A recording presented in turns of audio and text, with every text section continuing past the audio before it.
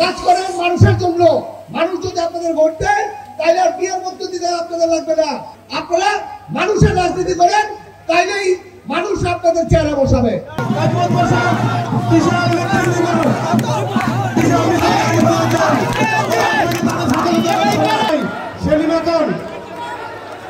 বিশাল মিছিল নিয়ে আমাদের মধ্যে উপস্থিত হয়েছেন।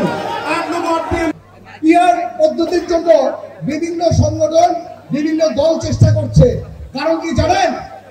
ওদের কোনো জনপ্রিয়তা নাই। জনপ্রিয়তা না থাকাতে ওরা মানুষের থেকে বিচ্ছিন্ন মানুষ। এই জন্য ওরা চেষ্টা করছে আজকে পিয়ারের জন্য কাজ করার জন্য। আপনারা কাজ করেন মানুষের জন্য। মানুষ যদি আপনাদের ভোট দেয় তাইলে আর পিয়ার পদ্ধতিতে আপনাদের লাগবে না। এত শর্টকাটের রাজনীতি আপনারা করেন না। আপনারা মানুষের রাজনীতি করেন, তাইলেই মানুষ আপনাদের চেহারা বসাবে। সেটা আমাদের দেশটার তারেক রহমান সাহেব মানুষের জন্য রাজনীতি করে। আজকে দেখেন বসুন্ধরা টিস্যু অশুদ্ধতার বিরুদ্ধে এক বিন্দুও ছাড় নয়। হাজার হাজার কোটি কোটি মানুষ একটি নাম বলে যে আমাদের নেতা তারেক রহমান সাহেব। যে 31 দফা একটি নজিরবিহীন একটা জিনিস করে গিয়েছে। কারণ 31 দফায় আপনারা দেখলে বুঝবেন যে এই দেশ কিভাবে শাসন কিভাবে পরিচালনা হবে। আজকে আমাদের দেশটা তারেক রহমান সাহেব কিভাবে বিচার ব্যবস্থা চলবে, এই কিভাবে আমাদের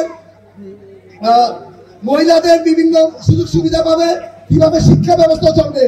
31 দফা একটি মাধ্যম যেটা বুঝে গেছে এই দেশ সামনে কিভাবে করে চলবে। আজকে আপনারা যদি দেখেন যে কয়েকদিন আগে আমাদের দেশ নায়ক তারেক রহমান সাহেব একটি বক্তব্য রেখেছেন।